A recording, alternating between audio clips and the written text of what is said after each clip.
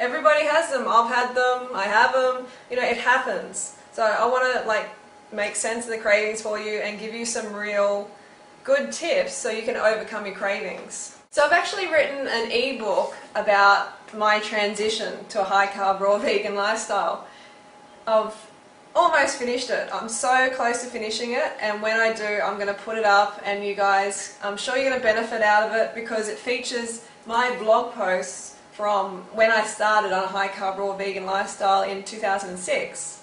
So it has all where I stuffed up, you know, where it made so many, you know, it features where I stuffed up basically, so you're going to enjoy that a lot. So when it comes to cravings, I've got 10 tips for you. Number one is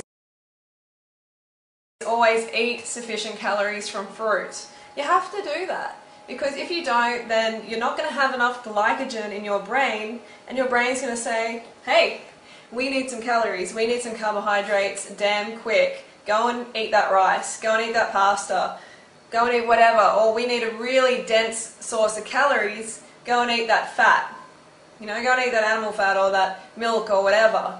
Now that's what's going to happen. Make sure you're counting your calories, so you go to chronometer.com and you put in your calories every single day until you're confident that you can stay on track and that you know how many calories are in things. Because now I can just eyeball something and I know how many calories are in it. A lot of people are like, oh my god, you know, I can't eat any more fruit, you know, I'm so full after one banana. You got to try harder. If you think you're full off one banana, you're seriously mistaken. You're not in tune with your body. The people who say I'm full of one banana, then go and eat ice cream. Go and eat like half a tub of ice cream. So you really just have to be patient and keep getting the calories in consistently. Sometimes you have to eat when you don't want to eat. You know, you may not feel like eating, but I've noticed as soon as we bring the fruit up to our lips and our taste buds taste that carbohydrate, that's when, you know, it registers in our brain, oh, we need food. And then it starts to taste better and we can get the food in. So sometimes you have to be like a robot. You know?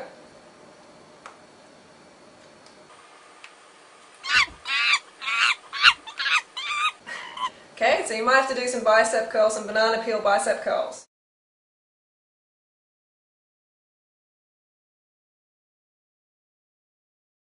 Smoothies are really good because they help you get more calories in. When we're sort of drinking it, even though you have to chew it, but it's still sort of a drink, when we're having it in that form, it's so much easier to get more calories in. Okay, so really concentrate on smoothies early on in your journey and forevermore. You know, like I have a lot of smoothies. Most of the time, 2 of my meals out of a day are smoothies. If you don't know why you're feeling a certain way, you know, why you're having a craving, then how are you going to know how to fix it? You're not going to know. So you need to educate yourself. Carbohydrates are brain fuel. Okay, if you're not getting enough glucose to your brain, then you're going to be craving things. You know, people try and complicate it all the time. They try and say, oh, you know, like it's not that, it's not, I don't need calories, it's because I was abused as a child, or I'm just having an emotional day, or whatever. It's not that, okay? You need calories. And the brain gives you pain as a motivator to get calories. You know, at first I was just doing it completely wrong. You know, I was reading David Wolf's book, Sun Food Diet Success System, and it's a great book for motivational aspects, like it's got a lot of stuff that Tony Robbins says in there. You know, it's good for that reason, but oh my god, it's confusing. And it does not say anything about counting calories, doesn't emphasize eating large quantities of fruit. Now I'm looking back, I'm thinking, WTF, where's the fruit? Honestly. If we don't have large quantities of fruit, then we're going to go to fat, we're going to go to salads with fatty sauces and stuff like that. And then we're going to wonder why we want to binge out on like fatty, sweet, raw cakes and stuff like that, or like cooked cakes. It's because the carbs, remember the carbs. I took myself away from those social eating events that I used to go to. You know, my friends used to invite me out, they're like, come on, come to the restaurant, come to dinner, blah, blah, blah. And at the time I was really unstable, you know, I was like, oh God, I don't think I can stay raw and go to a restaurant. You know, now I have no problem at all, it's easy. But at the time I was too shaky to put myself into that environment. It's like an alcoholic going to a liquor store. And by the way, alcoholics, they are just carbohydrate deficient as well, because alcohol is carbs.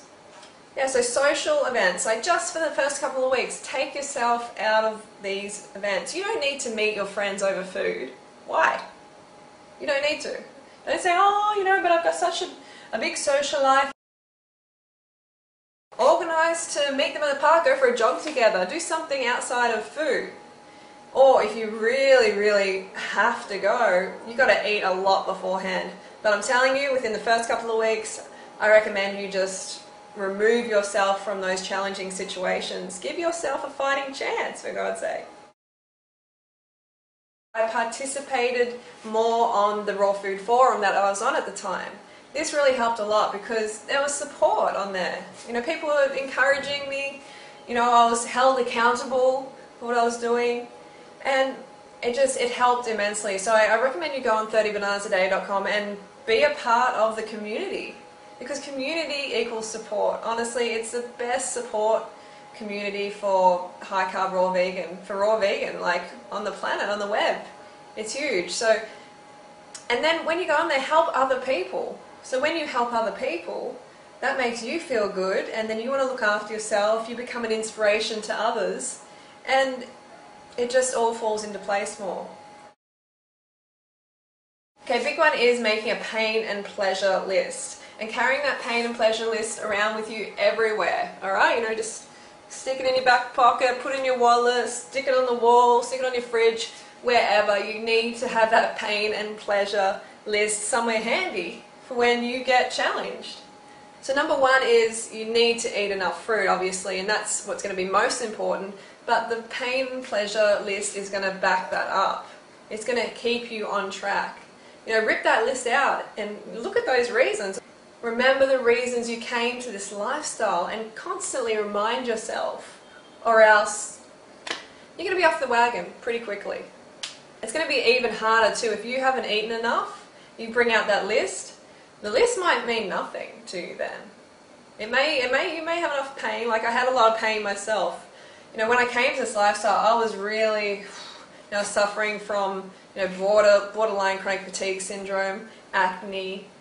I was, you know, at least 20 kilos overweight as far as I'm concerned, and I had systemic candida. So I had a big list and big pain. Alright, so write your list. Write down why you came to this lifestyle. You know, what pain will you experience if you go back? Okay, and what pleasure are you going to experience if you stay on this lifestyle? Consider becoming an authority in the raw vegan movement. Okay, so this has really helped a lot for me. Is, you know, people look to me for inspiration. So if you're thinking, oh, you know, I wouldn't mind sort of like a career in this industry or something, like do it. We need more people, right? And that's going to help you keep on track because you're going to become inspiration to others, and they're going to hold you accountable. Okay, visualization is a big one. You know, it's not this is not hippie shit, okay? And it's actually really, really awesome, and it works. I've designed my whole life using a vision book, and it is, I think I'm doing alright. You know, I'm happy with how my life's going. And I look back over my vision book, it's all laid out there. The map is just there. I have followed that map almost exactly.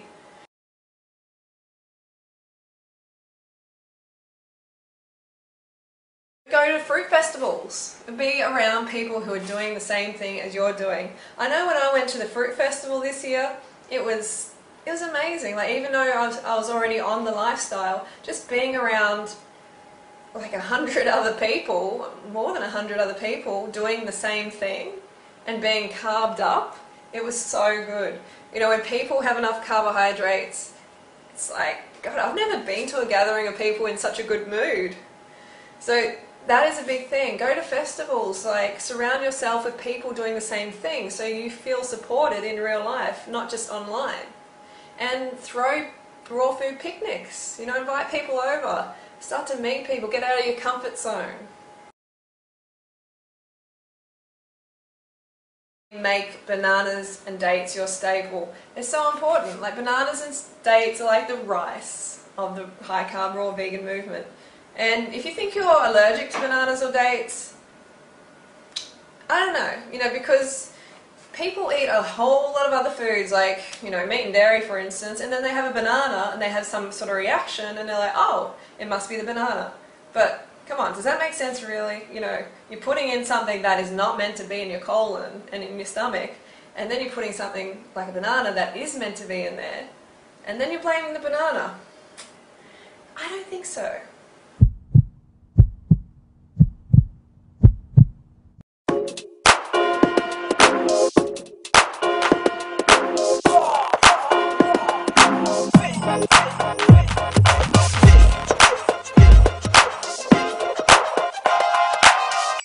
La la la la la.